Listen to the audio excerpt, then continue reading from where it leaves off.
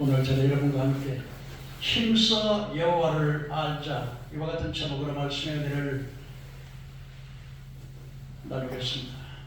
세계적인 문화 인류의 학자인 에드워드 허울이라고 하는 사람은 인류의 의사소통의 방식을 크게 저맥락 문화와 고맥락 문화로 이 두 가지로 나뉘었습니다. 저맥락 문화는 자기가 원하는 것을 직설적으로 말하는 사람을 저맥락 문화라고 그랬습니다. 주로 서양권에 있는 사람들이 말을 하되 돌려서 말하지 않고 직설적으로 이렇게 말을 하는 그런 문화라고 합니다. 반대로 우리 고맥락 문화는 함축이고 돌려서 말하는 문화, 우리나라를 비롯해서 이 동양권에서 많이 나타난다고 그럽니다. 이 두 문화의 차이로 인해서 우리가 대화를 할 때 서양 사람들은 이 동양 사람에 대해서 서양 사람들은 동양 사람들이 아주 답답하게 말을 한다, 그렇게 이해를 한다는 것입니다. 그런가 하면 또 동양 사람들은 서양 사람에 대해서 아주 무례하게 막 직설적으로 말을 한다.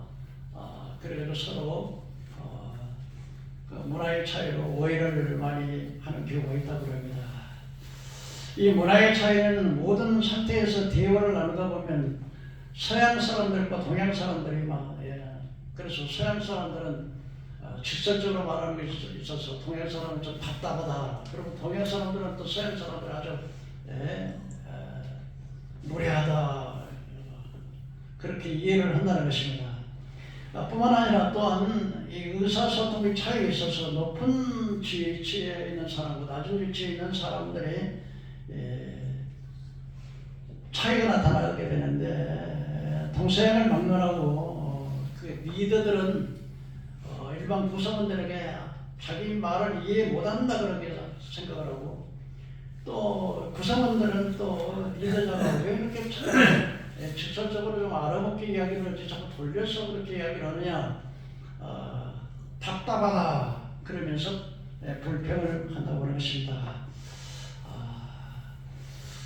이 동양과 서양의 문화적 차이로 리더와 구성원 사이의 차이로 이 오해를 하게 되는데, 마찬가지로 우리 하나님 앞에서도 우리가 하나님과 성도들 사이에 우리가 하나님을 바로 이해하지 못하기 때문에 하나님을 오해하고 또 하나님 두려운 줄 모르고 그리고 하나님께서 우리에게 주시는 축복을 많이 놓쳐버리는 경우가 굉장히 많습니다.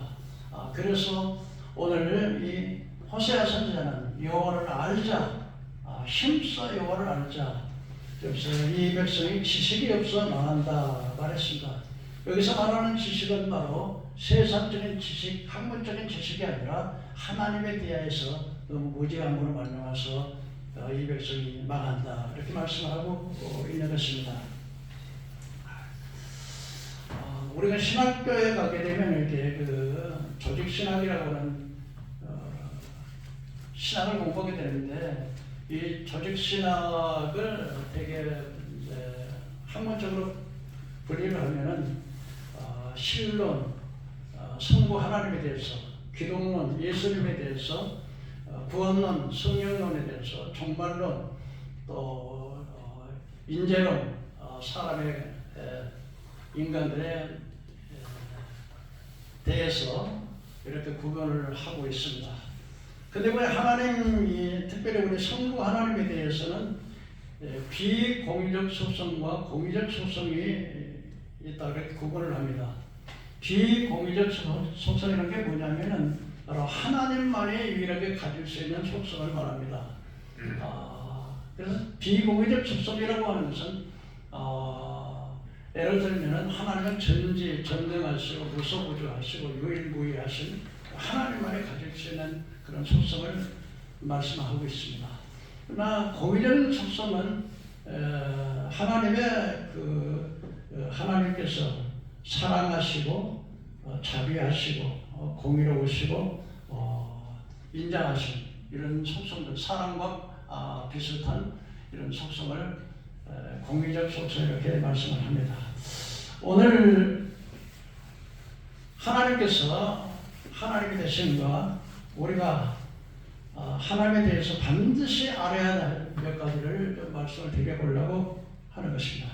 첫째로 하나님은 우리가 육안으로 볼 수 없겠지만, 그래서 육안으로 하나님을 볼 수 없지만 하나님께서는 계시를 통해서 반드시 자기가 어떤 분인가 하는 사실을 계시를 통해서 알려주셨습니다. 그래서 이 성경 말씀 66권을 통해서 분명히 하나님이 어떤 분인 것을 우리가 알 수 있도록 그렇게 기록을 하고 있습니다. 그렇다면 하나님은 어떤 분일까요? 첫째로 하나님은 만물을 창조하시는 창조주 하나님이시라는 것입니다.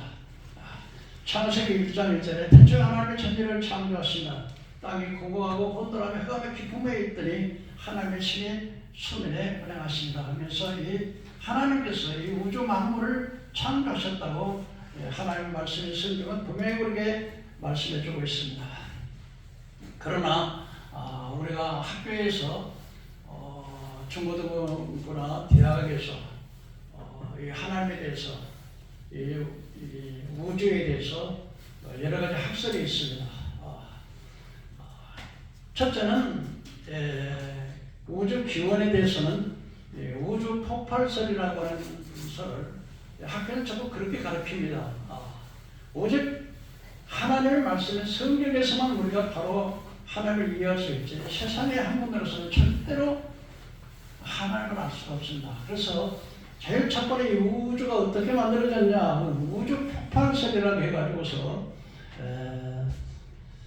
어떤 이 우주가 어떤 폭발에 의해서 그걸 빅뱅이라고 그러는데 폭발에 의해서 우주가 이렇게 크게 아주 적은 것에서보다 크게 확장을 해가지고 이렇게 우주가 되었다. 그래서 그걸 빅뱅이라고 해서 우주 폭발설이라고 합니다. 그래서 이 우주 폭발설은 매우 좁은 구역에서 부터 지금으로부터 137억 9,900만 년 전에 대폭발 사건이 있었었는데 그 대폭발 사건으로 해서 이 우주가 생성되었다 이렇게 말을 하고 있습니다. 그러나 이 과학자들 중에도 이제 무신론 과학자가 있고 기독교 과학자들이 있는데 기독교 과학자들은 이 우주가 138억 년 정도 8억 만 년 전 138억 년이 아니라 138억 만 년 전에 우주가 폭발해서 이 우주가 생겼다고 그러는데 기독교 과학자들은 이 지구 우주가 그렇게 오래되지 않았다 그렇게 이야기를 하고 있습니다. 보통 한 6,000년 역사로 보고 있습니다. 그 다음에 지구의 역사를 이제 고생대, 중생대, 신생대로 역사를 구분하게 되는데 이것은 지구의 역사를 대멸종 사건을 기준으로 해서 나누어지는 지질 시대입니다.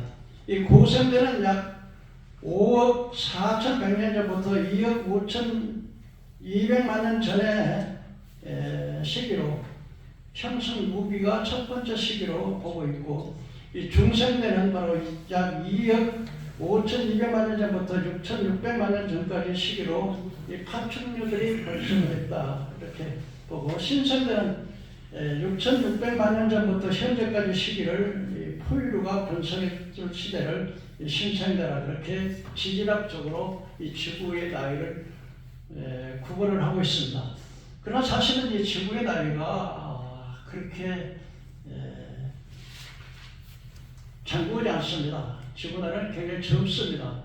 구약의 4,000년, 신약의 2,000년을 성경가 말하고 있는데, 그 다음에 이제 선사시대로, 이 선사시대는 어떤 시대는 역사가 기록되기 이전 시대를 선사시대라 그렇게 말을 하고 있습니다. 그래서 지금 제가 여러분들에게 말씀드린 것은 이제 지구의 그 우주의 기원, 지금 지구의 나의 기원, 그 다음에 역사 이때의 선사시대의 이야기를 지금 말씀을 드렸습니다. 그리고 지금 현대 역사 시대라고 우리가 볼 수 있는 것은 보통 인류의 문화의 발생기를 애굽의 나일강, 그다음에 메소포타미아 티그리스 강과 유브라데스 강이 있는 메소포타미아, 그리고 중국의 황하유역, 인도의 인더스강, 이 4대 강을 인류 역사의 기원으로 강을 끼고 역사가 인류가 도시가 형성되고 인류가 있는데, 보통 지금 현대 역사적으로 인류 문명의 발생일을 보면, 기원을 보면 약 BC 4000년경이니까 성경하고 거의, 성경이 구약의 4000년, 신약이 2000년에 6000년인데 거의 성경하고 일치하고 있습니다. 인류가 그래서 선사시대 이후에는 사람들이, 그리고 그 다음에 이제 자연 발생설이라고 하는 건데, 아리스토텔레스가 주장한 학설인데요. 자연 발생설은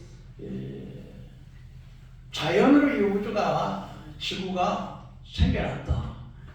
이런 학설을 이게 자연 발생설이라고 하는데, 히브리서 3장 4절에 보면은 집마다 지은 자가 있으니 만물을 지으신 이는 하나님이시라, 이렇게 말씀을 성경은 분명히 말씀하고 있습니다.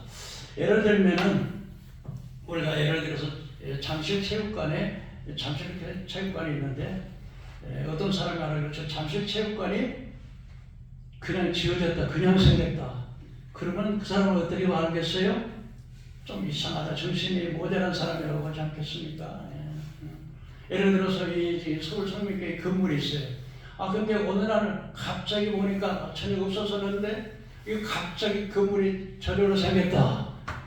그러면 그 사람은 좀 어떻게 했어요? 좀 이상하고 좀 모자란 사람 아니겠습니까? 그런데 이 거대한 우주, 이 거대한 지구, 거대한 천체들을 그렇게 정밀한 이것을 자연으로 발생했다, 이렇게 생각한다는 것은, 근데 과학자들이나 지식인들은 그런 엉터리 같은 이야기를 하고 있는 것입니다. 그러나 성경은 우리에게 뭐라 말합니까? 분명히 하나님께서 천지와 만물을 창조하셨다고 분명히 말씀을 하고 있습니다. 저는 그 간간한 TV를 보면서 참 하나님께서요, 사람이 참, 우리 하나님은 참 지혜로우신 하나님입니다. 내가 이 TV를 보면서 느끼는 게 뭐냐면, 얼굴이 넓으신, 넓적으신 분에다가,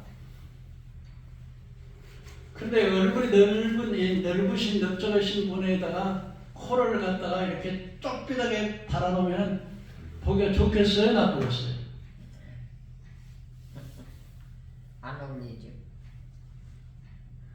아마 참 굉장히 아마 보기가 불편하다. 근데 여러분 한번 보세요. 사람을 보세요. 얼굴이 넓으신 분은 코가 좀 넓고, 얼굴이 좁은데 코를 납작하게 되면 이게 조화가 돼요, 안 돼요? 내가 다 보니까 얼굴이 넓으신 분은 코가 좀 넓적하고, 얼굴이 갸름하신 분들은 또 코도 갸름하게, 거기에 조화를 맞춰서 다 이렇게 하시는데, 어떻게, 하나님께서 참 그렇게 보완을 했기 때문에, 제가 그걸 보면서 참 하나님께서는 어떻게 사람마다 참 독특하게 다 다르게 생겼는데 다 특징이 있고, 하나님 모양과 형상으로 지음을 받은 인간은 그 하나님 만드실 때 그 얼굴형도 다 거기에 맞도록. 근데 오늘날 사람들이 이게 하나님 만드는 자연미형들이 그냥 전부 다 턱을 깎아가지고 이쁜 사람도 그냥 이렇게 만들어가지고 그렇게 보기 쉽게 만드는 걸 모르겠어요. 하나님께서는 그 사람 한 사람 다 뜯어보세요. 다 다른데, 뭐 같은 쌍둥이라도 다를 정도 다른데 거기에 다 특징이 있어요. 다 그대로 그 사람의 딱 그 얼굴에 맞도록 그렇게 그냥 조화가 된 것을 볼 수 있습니다. 눈은 눈대로 코는 그대로. 내가 보면서 내가 TV를 보면서 참 우리 하나님은 하나님의 창조자가 그렇게 만드셨죠. 조물주가 그렇게 만드셨다, 이렇게 생각을 해보았습니다. 하나님의 신비는 여러분, 우리 인체라고 하는 게, 사람이 이게 인체도요, 얼마나 하나님이 신비하게 만들었는데, 심장이 하루에 103,680번을 뛴다는 것입니다. 몸속의 혈액은 놀랍게도 하루에 약 2억 7천 km를 달린다고 합니다. 그리고 하루에 숨도 무려 23,040여 번을 숨을 쉬는데, 우리가 뭐 그렇게 쉬려고 해서 그렇게 하는 게 아니라 자동적으로 그렇게 하시는 것은 하나님이 그렇게 만드셨기 때문에 그렇습니다. 그리고 우리 이 하루에 두뇌가 700만 개를 사용하는 것이라고 합니다. 이게 우리가 인간이 내가 뭐 시간을 뛰고 싶어서 뛰게 하고 뭐 피가 그렇게 달리게 그 길고 지구를 두 바퀴 방향에 될 수 있는 그 혈관이 흐른다고 하는 것이 이것이 사람의 힘을 어떻게 했습니까? 참 신비 중의 신비, 오직 하나님의 그 놀라운 지혜가 아닌가 그런 생각합니다. 로마서 1장 10절에 바울은 로마서 창세로부터 보이지 않는 것들이 하나님의 신성한 능력에 만물에 분명히 보여야 하게 된다. 하나님께서 분명히 하나님의 신성한 능력이 우주 만물에 분명히 보여서 알게 된다고 말씀했습니다. 저는 여러분 생각해 보십시오. 하늘에 수많은 천체들이 있습니다. 별들이 있는데, 별들과 해와 달과 별들이 있는데, 이 별들에는 또 이렇게 은하계라고 하는 것이 한 은하계 중에 수백억 개의 별이 있는데, 그 은하계가 또 수백억 개 된다면 이 우주의 넓이라고 하는 뭐 우리가 상상을 할 수 없을 정도로 그런 별인데, 여러분 하늘에다 별을 달아놨는데 이 끈도 안 매려놓고 하늘에다 달아놓고 떨어지지도 않는 이걸 생각해 보세요. 얼마나 하나님의 지혜로우신 하나님인지. 그리고 또 하나님께서 자기 궤도에 천체보다 자기 궤도가 있습니다.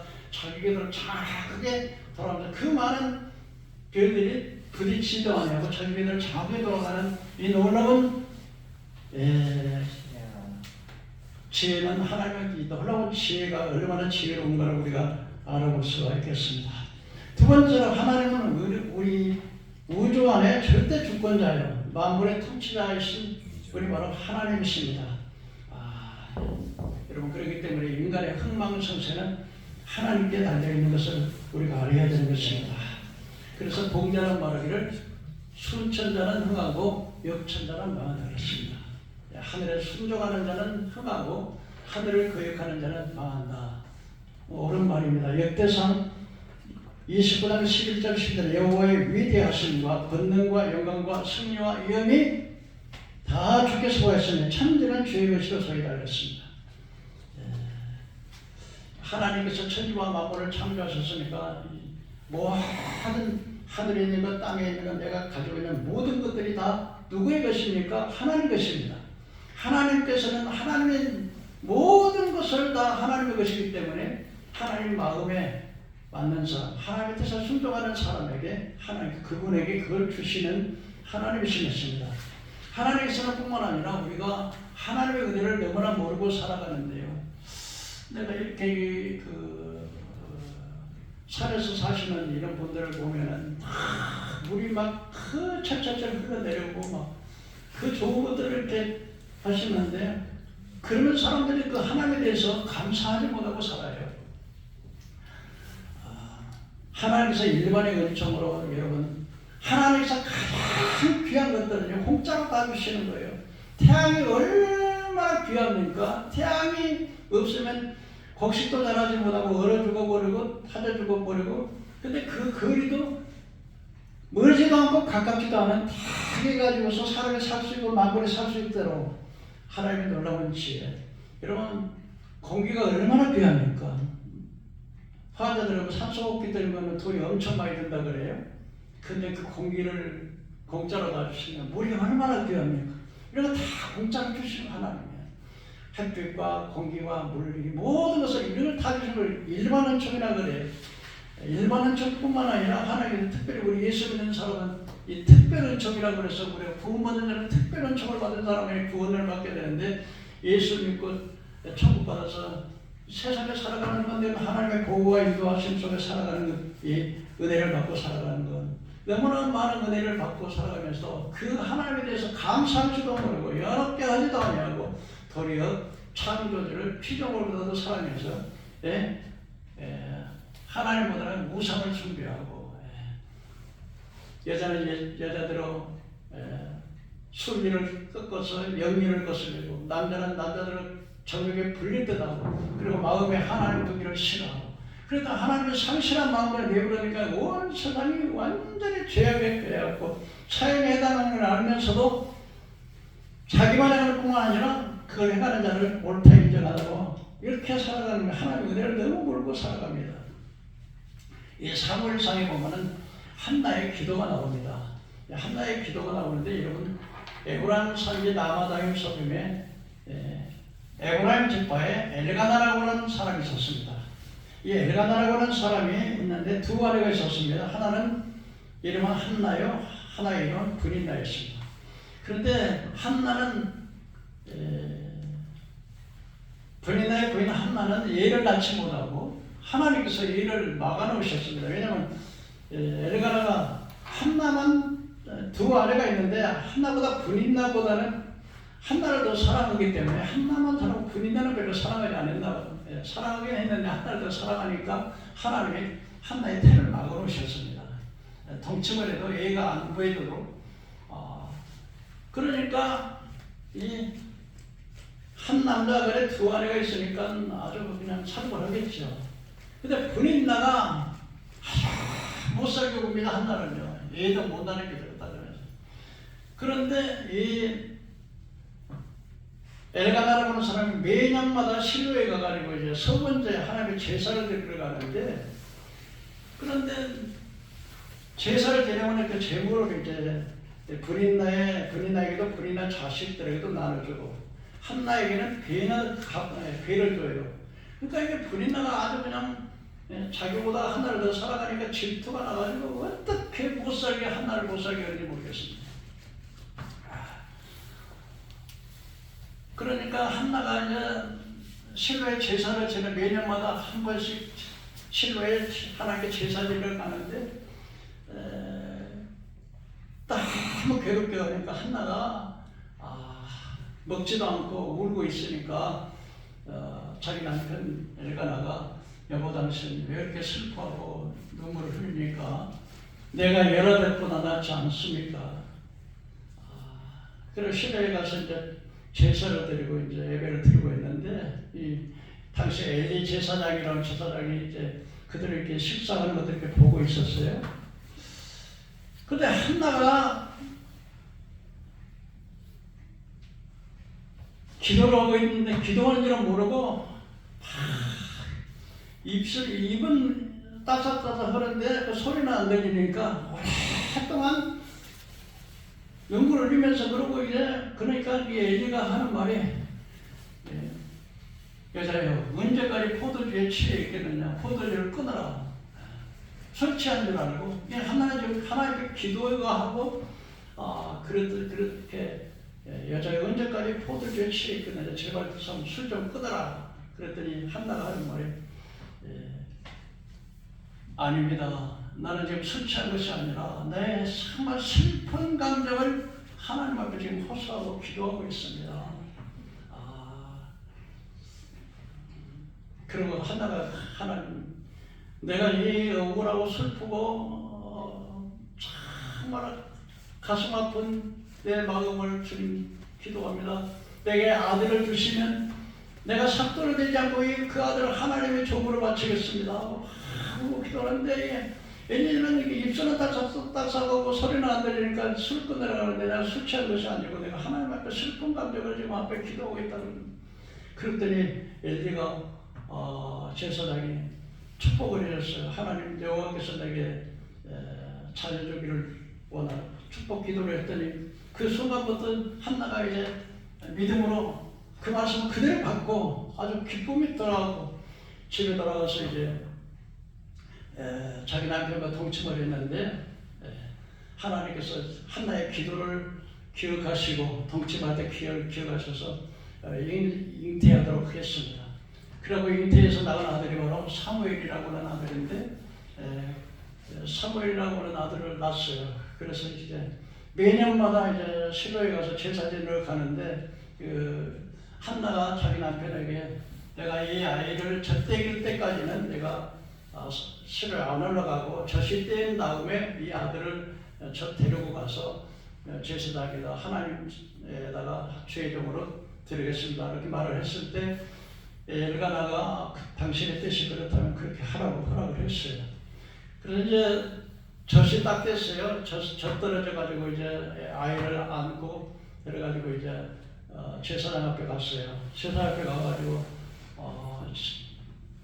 제사장님 내가 이렇게 슬퍼서 기도했던 그 여자인데 이 아이를 하나님께서 주셔서 가지고서 이 아들 주님 앞에 죄종으로 드리겠습니다. 그래서 거기서 이제 그 아이를 사무엘을 제사장에 맡기고 그러고서는 이제 돌아왔어요. 그럼 매년마다 이제 제사를 들어가면서 예복을 지어가지고 자기 아들 사무엘에게 입혔어요. 그리고 이제 그 아들의 사무엘을 이제 하나님께 드리고 난 다음에 매년마다 가서 이제 예복을 입혀서 제사를 드리고 오는데, 근데 그 엘리 제사장이 아들을 죽여줬는데 주님 앞에 드려버렸기 때문에 그래서 다시 한번 축복 기도해서 하나님 이 여인에게 다시 한번 이렇게 잉태해서 아들을 달라 그랬는데, 그래서 또 기도했더니 하나님께서 그 기도를 들으시고 세 아들과 두 딸을 또 더불어 주셨어요. 그래서 이 한나가 하나님 앞에 기도를 했습니다. 그래가지고서 이렇게 기도해요. 한나가 구하여 이르기를 자신의 뿔을 높여줬고 내 입이 원수들을 위해서 크게 열렸으니 내가 주의 구원을 말미암아 내가 기뻐합니다. 주와 같이 거룩하신 이도 없고 하나님 같은 반석도 없습니다. 오만한 자의 말을 내 입에서 내지 말지어다. 여호와는 지식의 하나님이시라. 행동을 달아보시느니라. 용사의 활을 꺾어 넘어진 자는 참으로 뛰는도다. 풍족한 자들은 양식이 위하여 품을 팔고 줄이던 자들은 다시 줄이지 아니하고 전에 임신하지 못하던 자는 일곱을 낳았고 많은 남녀를 둔 자는 새와 같았다. 하나님은 살리기도 하시고 죽이기도 하시고 수월에 올리기도 하시고 수월에 내리기도 하시고 또 부하기도 하시고 가난하기도 하시고 낮추시기도 하시고 높이시기도 하시는, 그래서 가난한 자를 진토에 일으켜서 귀족들의 자리에 앉게도 하시는 하나님이라고 그렇게 하나가 기도하는 것을 보십니다. 오늘 열대상 29장에 말씀한 대로 하나님은 하나님의 영광과 능력과 영과 승리가 하나님께 있다고 말씀했고, 오늘 한나는 정말 낮추시기도 하고 높이시기도 하고 가난하기도 하고 부하기도 하시고 천한 자를 들어서 총계전에 앉기도 하시고 죽이기도 하시고 살리기도 하시고 임신을 하기도 하시고 임신을 못하기도 하시고 아들을 낳기도 하시고 아들을 낳지 못하기도 하시고 아들을 낳아도 건강하게 하시기도 하고 병들기도 하실 수 있는 하나님이 절대 주권자가 하나님이라는 사실을 말하고 있습니다. 오늘 이 사실을 여러분 분명히 깨닫는 여러분 되기를 바랍니다. 너희는 먼저 그의 나라와 그의 의를 구하면 이 모든 것을 너에게 더하신다. 우리 사람들은 어리석어요. 시편 75편에 보니까 너희 뿔을 높이지 말고 너희 교만한 목을 말하지 말지어다. 무슨 높이는 일이 동쪽으로 서쪽으로 말미암고 하나님이 이를 높이시고 저를 낮추시니라. 하나님은 절대 주권자 되시는 하나님이시겠습니다. 세 번째로 하나님은 모든 인류에게 진리를 알고 구원에 이르기를 원하시는 하나님이십니다. 그래서 디모데서 2장 4절에 한번 따라해 보실까요? 하나님은 모든 인류에게 진리를 알고 구원에 이르기를 원하시느니라. 믿으십니까? 아멘. 하나님은 한 사람도 멸망받기를 원하지 않고 다 구원에 이르기를 알고 진리를 알기를 원하시는 하나님이시라는 것입니다. 그래서 하나님께서는 이스라엘을 남편과 아내로, 그래서 이스라엘의 남편은 바로 하나님이고 하나님의 아내는 이스라엘이고, 예수님은 우리의 뭐고? 신랑이고 교회는 아내. 그래서 하나님께서는 이스라엘 나라를, 그래서 하나님은 온 백성 가운데 만민 가운데 특별히 이스라엘 백성들을 선택하시고 자기 아내로, 영적인 아내로 삼으셨습니다. 그런데 이 이스라엘 백성들이 자꾸 남편을 두고 바람을 펴요. 그 말은 뭐냐면 하나님을 섬기는, 하나님의 아내가 이스라엘인데 이스라엘이 하나님을 섬겨야 되는데 자꾸 우상 사탄을 섬겨. 그러니까 그것은 바로 남편보다 다른 남자를 말하는 우상 숭배자로 빠졌는 거예요. 그래서 오늘 이 호세아 선지자는 여기에 대해서 이렇게 말씀을 하고 있습니다. 그래서 하나님께서 이 호세아 선지자에게 너는 장가를 가되 음란한 여자를 타고 음란한 여자에게 장가를 가라. 그래서 이게 호세아가 하나님 말씀대로 고멜이라고 아주 음란한 아주 바람기가 가득한 여자하고 결혼을 했어요. 그래가지고 첫 아들을 낳았는데 하나님께서 그 아들의 이름을 이스라엘이라 이렇게 이름을 지으라 그랬어요. 그래서 호세아 1.5절에 그날에 내가 이스라엘 골짜기에 이스라엘을 활을 꺾으리로다 이렇게 했는데요. 이게 보면 이게 이스라엘 나라가 이렇게 솔로몬 왕이 죽은 후에 솔로몬 왕이 계속 우상 숭배에 빠졌기 때문에 솔로몬 당대에는 그 나라를 나누지 않고 솔로몬이 죽은 후에 이스라엘을 두 나라로 해갖고 북은 이스라엘로 남은 유다로 해서 북이스라엘은 그 열지파를 남은 이게 딱 두 지파만 이래가지고서 그 북이스라엘에 여로보암이라고 하는 왕이 이제 왕이 됐죠. 근데 여로보암이 이제 베델과 단에다가 우상을 만들어가지고 예루살렘에 가서 이렇게 제사를 드리지 못하도록 그렇게 해서 그 여로보암 때부터 계속해서 이스라엘은 하나님보다는 막 이 바알과 아세라 우상 숭배에 빠졌습니다. 그런데 그 중에서 가장 그 우상에 빠졌던 왕이 바로 아합이라고 하는 그 왕이었습니다. 아합 왕은 그 아내를 그 베르게 공주 바알의 딸을 이세벨이라고 하는 우상 숭배의 여자를 데려다가 아내를 삼았어요. 그래서 뭐 여로보암 때부터 이제 우상을 숭배해가지고 특별하게 그 아합의 집안에는 아주 그래서 선지자들을 다 죽이고 이제 바알과 아세라 제단을 산에다 골짜기마다 우상을 만들어 그렇게 우상을 숭배했는데 그런데 하나님께서 이제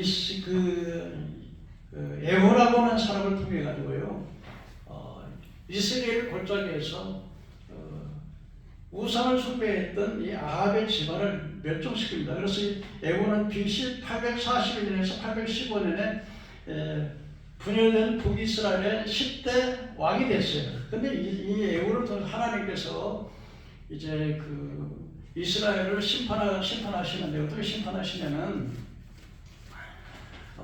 바알을 숭배하는 사람들을 다 모여라. 나는 그 아합보다도 더 훨씬 더 이제 바알의 제사장들을 내가 대접을 할 테니까 나는 더 이상 더 많이 바알과 아세라의 신을 섬길 테니까 바알의 제사장들은 다 모이시오. 그러니까 이제 진짜 그들이 그 바알을 숨기는 80여 명이 다 왔어요. 그 왜 그러냐면 이제 그래서 또 80여 명이 이제 바알 숭배자들이 다 모이니까 바알 제사장들은 전부 예복을 전부 다 제복을 다 입히세요. 그래갖고 일반 사람과 구분하기 위해서 제복 입혔어요. 그래가지고 80명의 자기가 바알을 숭배한다는 것은 바알을 섬기겠다 하는 것은 진짜 말이 아니라 바알 섬기는 자들을 찾아내가지고 다 모이려고 그래서 80명을 그냥 그 자리에 다 죽였어요. 쳐 죽였죠. 이스라엘 골짜기에서. 그리고 이제는 또 이제 아합의 아들이 70명이에요. 아합의 아들 그 후손들이 왕자들의 아합의 왕자들 70명을 전부 불러다가 전부 다 죽였어요. 그리고 아합의 부인 이세벨이라고 하는 여자가 이스라엘에서 눈을 그리고 머리를 꾸미고 화장을 하고 있는데 이제 에호라고 하는 사람이 갔더니 이세벨이가 내 주인을 죽인 자가 왔느냐 그랬더니 거기서 그 3층에 이세벨이가 눈을 그리고 이제 머리를 꾸리고 이제 그러고 하고 있는데 에호가 말했습니다. 내 편에 선 사람들은 말하시오. 그런데 거기 때 그 내시들이 이세벨을 보자고 있었어요. 그랬더니 그랬더니 그 내시들이 이세벨을 들여다가 3층에서 집어던져 땅에 이렇게 옥상 같은 데 던지니까 이스라엘이 해골이 깨져가지고 머리하고 손발만 남고 완전히 다. 그래서 우상을 숭배하는 그 아합의 집안이 멸종을 하게 된 거죠. 그걸 바로 이스라엘 골짜기에서 이스라엘을 멸망시켰다는. 그래서 그 이름을 첫 번째 고멜이 낳은 아들의 이름을 이스라엘이라. 그러니까 우상의 집안을 멸종시키겠다는 그런 이름을 짓도록 한 거죠. 두 번째, 이제 이 고멜이 또 임신을 하는 딸을 낳는데 노루하마라고 하는 딸인데 그 이름의 뜻은 뭐냐 그러면요, 하나님의 그들을 궁휼히 여기지 불쌍히 여기지 않겠다 하는 뜻으로 노루하마라고 하는 이름을 짓게 했었어요. 그 다음에 또 이 노루하마가 이제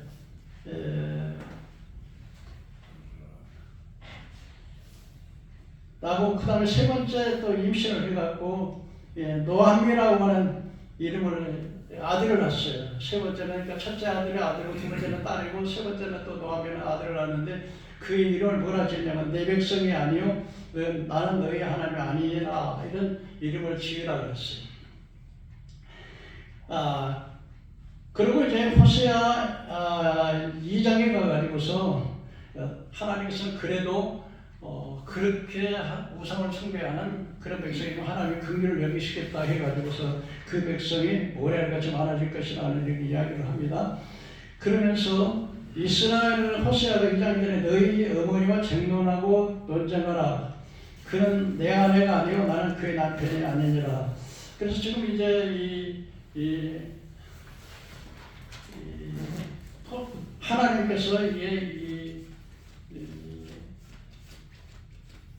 고멜의 자녀들에 대해서 하나님은 그 우상 숭배한 이스라엘 백성들을 고멜, 음란한 여자에게 비유를 해서 말씀을 하고 있습니다. 그러면서 그의 아내는 그 어머니의 고멜은 음행하였고 그의 임신을 했던 자는 부끄러운 일을 행했어. 이는 그가 이르기를 나는 나를 사랑하는 자를 따르리니 그들이 내 떡과 내 물과 내 양털과 내 산과 내 기름과 내 술을 내게 준다 하였느니라. 그러니까 이 고멜이 이제 자기 남편 호세아를 떠나서 이제 바람을 펴가지고 자기 애인이 자기에게 떡과 양털과 산과 기름을 준다겠다. 그렇게 했다는 거예요. 그래서 지금 하나님께서는 이 고멜이라는 여자를 통해서 이스라엘의 음란한 이스라엘을 이제 상징적으로 이렇게 말해주고 있는데, 근데 하나님께서 이제 이스라엘 백성들이 어떻게 했는가? 그렇게 하니까 이제 하나님께서 이제 그 애인을 따라가지 못하도록 가시로 길을 막아버리고 담을 싸버리고 그래서 그를 따라갈지라도 미치지 못하도록. 그때야 이제 비로소 이제 그 이스라엘 백성들이 고멜이 애인을 따라갔다가 막 애인 따라가서 떡과 포도주와 이런 걸 준다고 따라갔는데 미치지 못하도록 길을 막아버리니까 미치지 못했는데 그래도 전 남편이 낫다 그래가지고 이스라엘 백성들이 우상을 숭배했지만 그래도 전 남편이 하나님이 낫다 그러고 돌아오는데, 그래서 하나님께서 이제 그들의 우상을 맡겨서 가시로 그 길을 막고 담을 싸서 그 길을 찾지 못하게 만들고 사랑하는 애인을 따라갈지라도 미치지 못하게 하고 그를 찾을지라도 만나지 못하게 할 것이라. 그제야 이르기를 내 본 남편으로 돌아가리니 그때 내 형편이 지금보다 나았습니다. 이렇게 했는데, 그래서 곡식과 포도주와 기름은 다 내 것이고 바알을 위해서 쓴 은과 금과 그것도 다 하나님 것인데 그들이 알지 못하도다. 그러므로 내 곡식과 그것을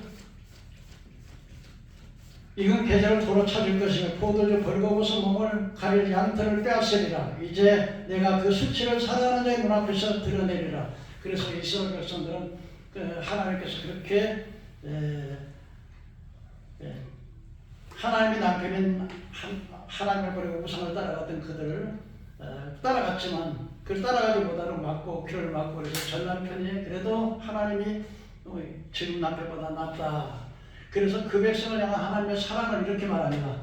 그러므로 보라 내가 타일로 들로 데리고 가서 말로 위로하고 그 위에서 아굴골짜기로 소망의 문을 삼으며, 이 아굴골짜기는 이스라엘 백성들의 여리고성을 무너질 때 아간이라고 한 자가 물건을 탈취해가지고 그 아간의 전 가족 식구를 돌을 때려 죽였던 저주받은 골짜기를 소망의 골짜기로 삼고, 거기서 응대하여 어렸을 때 애굽에서 나왔던 때처럼, 그러니까 해방되어서 나왔던 때처럼 그 기쁨을 하사하고 주시겠다고 다시 이렇게 회복시키는 그런 말씀을 해주십니다. 그러면서 하나님께서 이렇게 말씀하십니다. 나도 이렇게 타락한 내 아내가 그렇게 우상숭배하고 타락했지만 내가 그들을 용서해서 정말로 하늘의 별처럼 많게 이렇게 다시 축복했던 것처럼 너도 가서 네 아내가 그렇게 애를 따라가지고 음란해서 음란한 자식을 낳고 그렇게 따라갔는데, 그래도 내가 이 백성을 용서한 것 같이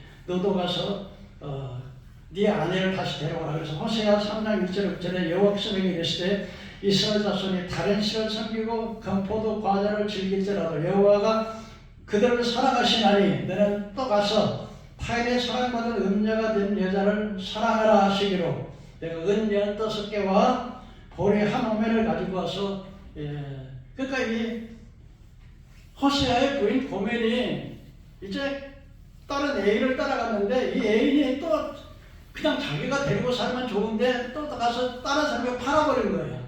근데 하나님께서는 그 호세아에게 네 애인을 다시 찾아오라, 용서해라. 나도 내가 이 내 백성 그 우상숭배한 내 아들을 용서한 것 같이 너 가서 돈을 가지고 와서 은 5개와 은 15개와 보리 한 오멜을 가지고서 다시 살아. 그러니까 그 고멜이 자기 남편을 따르고 애인을 따라갔는데 그 애인이 또 그를 팔아먹어 버렸어. 그러니까 이제 하나님께서는 내가 내 백성을 용서한 것 같이 너도 네 아내를 용서해서 은 15개와 보리 한 오멜을 가지고 오서 그를 찾아오라. 그래가지고 이제 가서 이제 내가 당신 이제 다시는 다른 남자 만나지 말고 오직 나만 사랑하고 나도 당신을 사랑할 테니까 오직 많은 날 동안 나와 함께 지내고 음행하지 말고 다른 남자 만나지 말고 나도 그렇게 할 것이라고 이렇게 한 것이 호세아의 말씀을 통해서 이스라엘 백성들이 얼마나 하나님을 떠나고 우상숭배한 그 백성들을 그 호세아의 음란한 여자를 통해서 하나님 너도 음란한 여자 데리고 보니까 속이 얼마나 아프고 얼마나 힘드는가 내 심정 좀 알아봐라. 그래서 호세아 선생을 통해서 음란한 여자를 만나게 하고 음란한 자식을 낳게 해서 네 마음이 얼마나 단가. 나도 마찬가지다. 내 아내인 이스라엘은 나를 버리고 그렇게 우상숭배하는 내 마음이 이렇게 아프다. 너도 알겠지. 음란한 여자 데리고 살아보니까 네 마음이 얼마나 아픈가 알겠지. 나도 그렇다. 그걸 알려주시는 것입니다. 마지막으로 하나님께서는 이제 우리에게 하나님의 공의의 하나님이신 것입니다. 하나님은 우리가 인류가 하나님 앞에 죄를 짓고 범죄해가지고서 영이 죽고 하나님 또 내단을 추방당하고 마귀 자녀돼서 귀신 불신자는 모두가 다 공중권세 잡은 자 마귀를 따라서 마귀 자식 되고 그래서 세상 풍습을 쫓고 본질상 하나님의 진노의 자녀였고 심판받아서 멸망받을 수밖에 없는. 그래서 로마서 3장 1절에 의인은 없나니 한 사람도 없고 로마서 3장 23절에 모든 사람이 죄를 지었으면 하나님의 영광이 이르지 못한다. 그래서 결국은 인간이 죽고 결국은 심판받아서 영원히 지옥불을 갈 수밖에 없는 인간의 환경이 처해져요. 하나님을 떠나서 영이 죽었고 마귀 자녀 되었고 저주 아래 있었고 죽으며 하고 결국은 죽음의 심판을 받을 수밖에 없는 멸망받을 수밖에 없는 그런 죄에서 하나님께서 죄값은 사망이니까 지옥 이 인류를 전부 다 지옥에 보내버리면 다 끝나는 거 아니겠습니까? 죄값은 사망이니까 로마서 6장 23절에 죄값 사망이 그냥 다 지옥 보내면 끝나는데 근데 하나님께서는 그렇게 할 수가 없었어요. 그렇다면 하나님은 절대 중간자니까 그냥 죄를 지었기 때문에 그냥 그래도 하나님 자기 권한으로 무조건 다 용서해버려요. 그러면 어떻게 되겠습니까? 그건 불법에 해당해요. 하나님의 공의가 예를 들어서 내가 판사인데 내 아들이 살인을 했는데 그냥 무죄를 해버리면 이건 불법이 되는 거예요. 하나님은 내가 권리가 권세가 있다 그래가지고서 내가 무조건 무죄로 다 용서해버리면 이건 하나님의 공의가, 하나님은 공의로우신 하나님이기 때문에, 공의가 결핍되면 하나님은 공의와 사랑의 하나님이기 때문에 무조건 다 용서해버리면 하나님의 공의가, 만일 천사들도 죄를 지었는데 전부 다 용서해버린다면 천사들이 가만히 있겠습니까? 아니 왜 우리는 죄지어서 전부 다 마지막 지옥에 가야 되는데 왜 사람들은 죄를 지었는데 그냥 용서해줍니까? 그럼 공의가 그냥 그렇다고 해서 죄를 지은 사람은 전부 다 심판, 죄값으로 그냥 전부 다 지옥 버리고 하는 공의는 이루어지겠지만은 하나님 또 인류를 불쌍히 여겨서, 그래서 하나님께서는 이제 공의를 이루기 위해서는 어떻게 해야 됩니까? 죄가 없는 그렇게 우리 죄를 대신해 주셨어요. 그래서 요한복음 3장 10절에 하나님의 세상을 이처럼 사랑하사 독생자를 주었더니 누구든지 그를 믿으면 멸망치 않고 영생을 얻게 하려 하시니라. 하나님께서 자기 하나밖에 없는 외아들을 주셔서 우리의 죄를 대신해서 십자가에서 대속해 주심으로, 죄값을 내가 죄값을 못 갚으니까 누가 갚아줘요?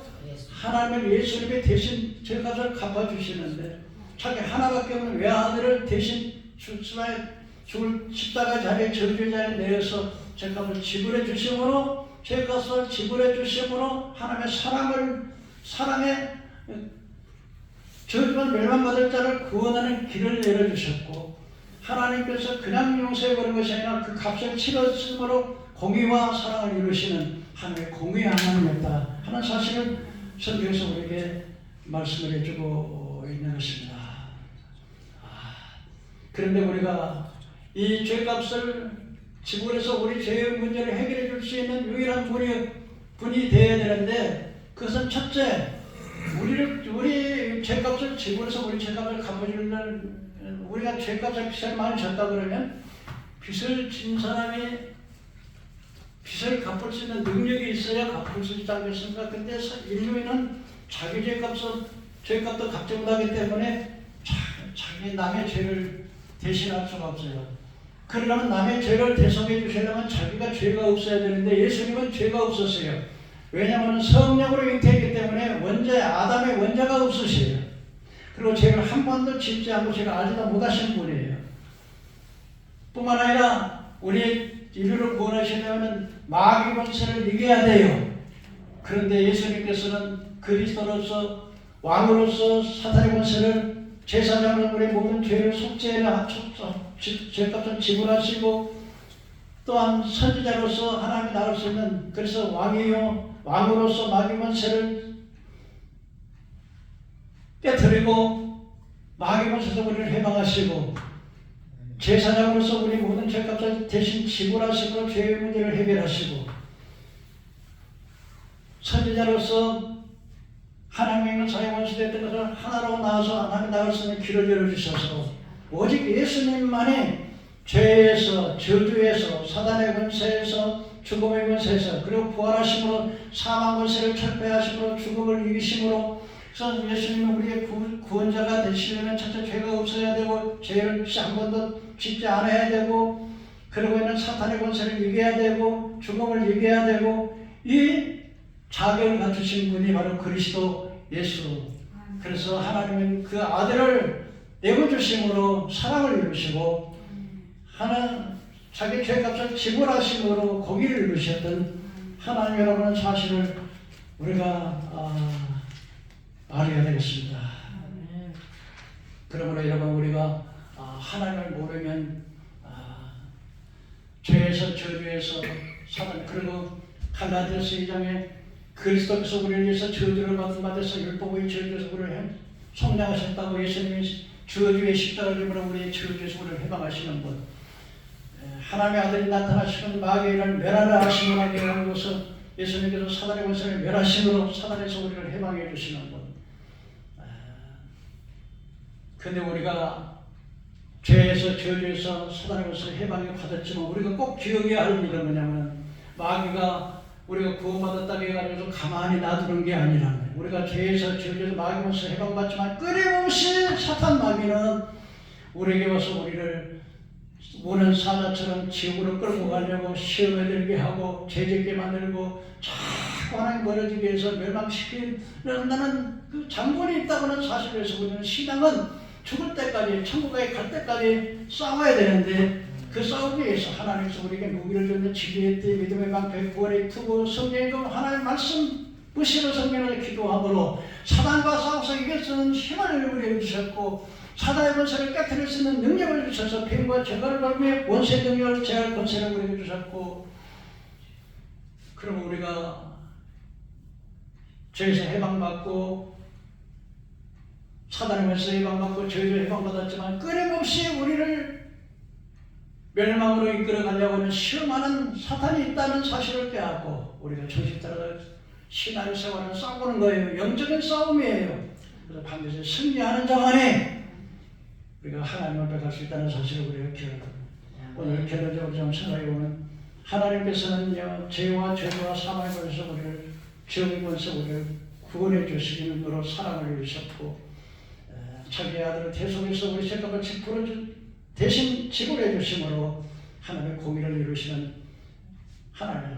그 하나님은 어떤 하나님이었습니까? 이제는 천지를 창조하신 창조주 하나님이고 우주 만물을 통치하는 절대 주권자이신 하나님이시고 그리고 모든 인류가 구원받기를 원하시는 지기에 이르기를 원하시는 하나님이시고 공의의 하나님이라고 하는 이 사실을 확실히 기억을 할 때 우리는 승리의 삶을 살게 될 줄로 믿습니다. 기도하십시다.